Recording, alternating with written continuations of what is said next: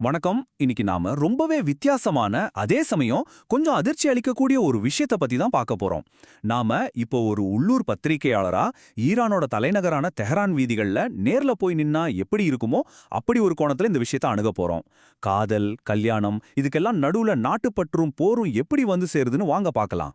பொதுவா கல்யாணம்னாலே நம்ம மைண்ட்ல என்ன வரும்? அன்பான குடும்பம், பாட்டு, கொண்டாட்டம், அமைதியான சூழல் இதானே.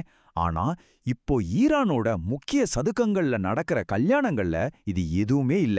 அந்த போனா ராணுவ ஜீப்புகள், பெரிய பெரிய இயந்திர துப்பாக்கிகள், அது மட்டும் இல்லாம நாட்டுக்காக உயிரையே கொடுப்போன்னு எடுக்கிற சத்திய பிரமாணங்கள், இப்படி நாம எதிர்பார்க்கறதுக்கு சம்பந்தமே இல்லாத ஒரு புது யதார்த்தம் அங்க நிலவிட்டிருக்கு.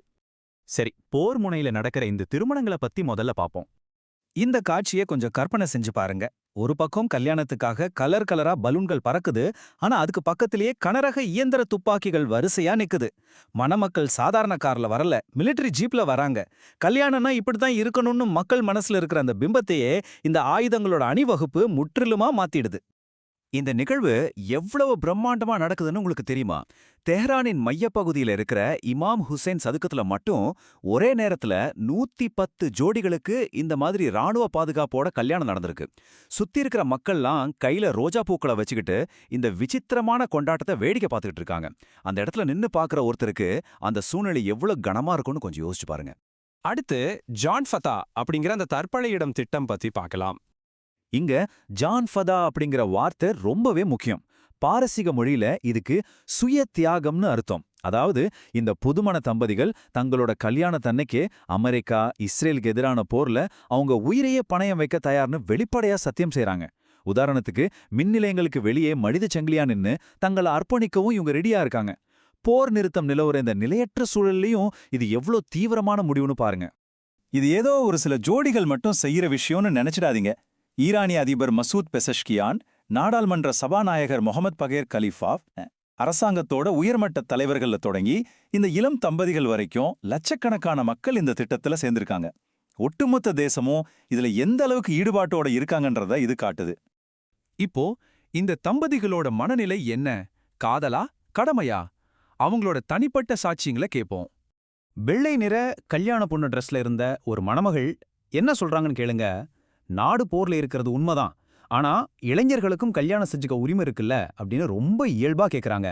பிப்ரவரி 28ல தொடங்கின அந்த போரோட நிழல்லையும் வாழ்க்கையை தொடர துடிக்கிற ஒரு இளம் பெண்ணோட தவிப்பும் அதுக்கான சமூக அழுத்தமும் இந்த வார்த்தைகள்ல நல்லாவே புரியுது.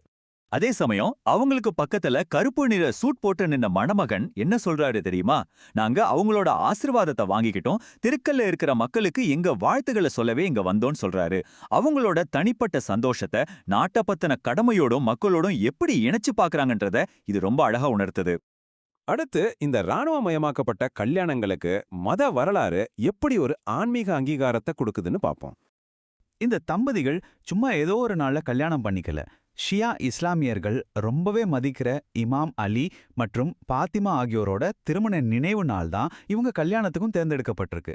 அந்த புனிதர்களோட ஆசீர்வாதத்தை பெறுவதன் மூலமா இந்த நவீன கால போர்க்கால திருமணங்களை ஒரு தெய்வீக கடமையா மாத்தணும்னு இவங்க நினைக்கிறாங்க.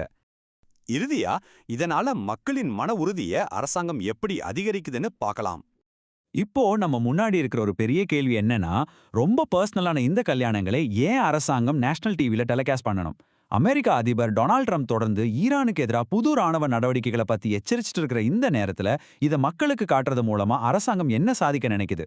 இதுக்கு அரசாங்கத்தோட பிளான் ரொம்பவே கிளியர். இந்த டேபிள்ல இருக்கிற மாதிரி இந்த கூட்டங்களை டிவியில காட்டுறதும் கிட்டத்தட்ட தினமும் இதை நடத்துறதும் ஒரு உத்தி தான். மக்கள் பலவீனமா இருக்கிற இந்த நேரத்துல அவங்களோட மன உறுதியை அதிகமாக்கவும், நாங்க எல்லாரும் அரசாங்கத்துக்கு பின்னாடி ஒன்னா சேர்ந்து நிக்கிறோம்னு உலகுக்கு காட்டுறதுக்குமான ஒரு பவர்ஃபுல் டூல் தான் இது.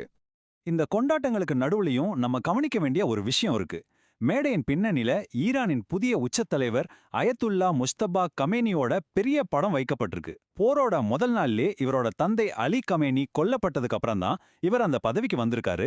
இந்த போர் ஈரானோட தலைமையிலேயே எவ்வளோ பெரிய இழப்பை ஏற்படுத்தியிருக்கு அப்படிங்கிறத மறக்க முடியாதபடி இந்த படம் நமக்கு ஞாபகப்படுத்துது. நாம இந்த அலசலோட முடிவுக்கு வந்துட்டோம். விடைபெறதுக்கு முன்னாடி ஒரே ஒரு விஷயத்த மட்டும் யோசிச்சு பாருங்க. போர் அப்படிங்கிற ஒரு கடுமையான யதார்த்தம் மனுஷங்களோட ரொம்ப அடிப்படையான சந்தோஷமான சடங்குகளை எப்படி மாத்தி எழுதுது பாத்தீங்களா? ஒரு பக்கம் காதல், இன்னொரு பக்கம் நாட்டுக்காக உயிரையே கொடுக்கிற தியாகம்.